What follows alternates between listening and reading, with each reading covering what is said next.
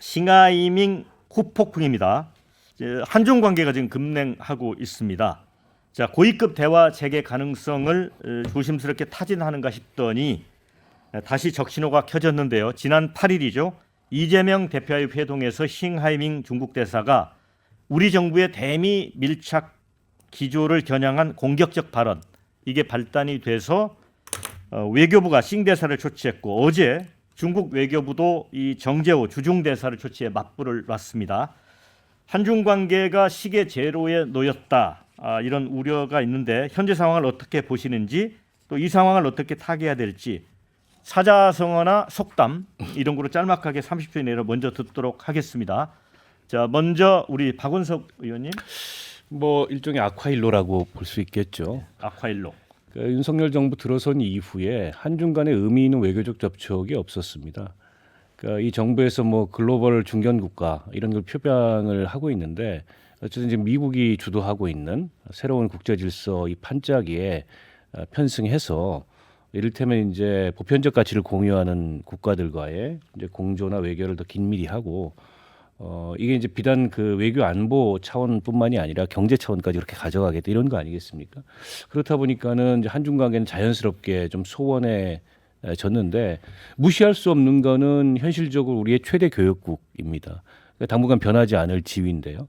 이제 그런 상황에서 어떻게 이걸 풀 거냐. 그런데다가 이제 북핵 문제를 푸는 데 있어서 중국은 또한 굉장히 중요한 지렛대이거든요. 그 동안에 이제 유엔이나 이런 국제 무대에서 북한을 향한 제재와 경고에 러시아든 중국이든 같이 함께 협력을 해줬는데, 이게 이제 우크라이나 전쟁 이후 그리고 국제 질서 재편 과정에서 더 이상 그런 걸 기대하기가 어렵게 됐거든요.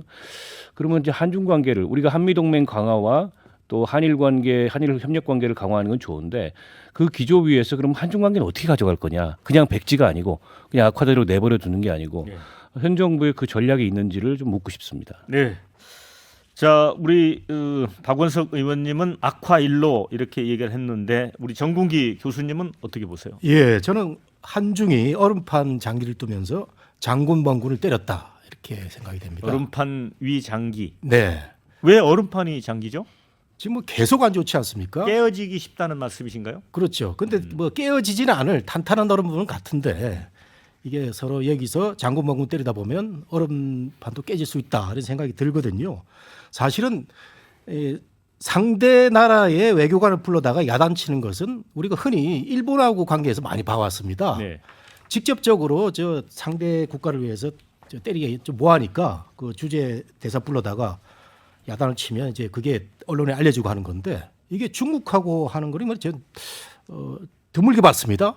네. 싱하이밍 불러다가 우리 외교부 차관이 하는 건 잘했는데, 당장 또 중국이 우리 대사 불러다가 야단을 쳤어요. 근데 격이 말이죠. 우리는 외교부 차관이 불러다 야단을 쳤는데 중국은 외교부의 한 4인자 정도 됩니다. 네. 차관보라고 그러는데 3인자가 아니고요. 중국은 그 공산당 체제이기 때문에 외교부 장관 위에 그 외교 담당 서기가 따로 있어요. 그래서 그 사람 외교장관, 차관, 차관보 하면은 4인자인데 그만큼 우리를 좀 하국으로 보는 이런 느낌이 있는 것 같아요. 계속. 그러면 장군 멍군이 아니잖아요.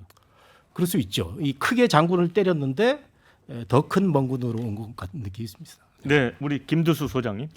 일단 뭐 점입가경, 점입가경. 점점 더 뭐 경치가 좋아진다는 뜻으로 쓸 수도 있지만 안 좋아진다는 의미로 쓴다고 보고요. 꼬일 대로 꼬인 동북아 외교 현황을 그대로 보여준다 이런 생각이 듭니다. 그러니까 이 꼬일 대로 꼬인 동북아 외교 현황의 가장 큰 책임은 윤석열 정부한테 있습니다. 그럼에도 불구하고 이 문제를 풀어가는 방식에서 야당 대표가 중국 대사를 만나는 과정에서의 사소한 실수들이 있다 보니까 이게 이제 고름 트지듯이 터져 나온 것이 이제 이 현상인데, 중국 뭐 이런 발언들 이런 건 도저히 뭐 용납할 수 없는 발언이라고 생각이 드는데, 이걸 이제 현재 한중 관계에 이만큼 심각하다라는 인식을 받아들이면서 이걸 더 어떻게 발전시킬 것인가. 즉 친구 만들기는 어렵고 적 만들기는 쉽잖아요. 그러니까 네. 지금 적 만드는 쉬운 길로 가고 있는 여야가 정치적으로 정쟁적으로 이용하고 있는 것 같은데, 어떻게 더 우호적인 친구로 만들어갈 것인가에 대한 고민이 필요한 시점이 아닌가 이렇게 생각이 듭니다. 네, 이민찬 부대변인. 저는 민주당의 자승자박이라고 봅니다. 자승자박. 이 외교를 국익의 관점에서 접근을 해야 하는데 국내 정치에 이용하기 위해 정략적으로 접근을 하다 이런 사고가 터졌다. 저는 이렇게 봅니다. 자신의 꾀에 자신들이 이제 넘어간 거죠. 이게 그동안 민주당은 윤석열 정부를 향해서 균형 외교를 하지 않는다는 비판을 해왔어요. 그런데 이번에 민주당에서 보여준 행태는 과거 이제 모화적 사대주의자 같은 모습을 그대로 노출이 됐죠. 그러니까 외교적 경험이 없는 지도자의 모습. 이게 그대로 여실히 드러났고요.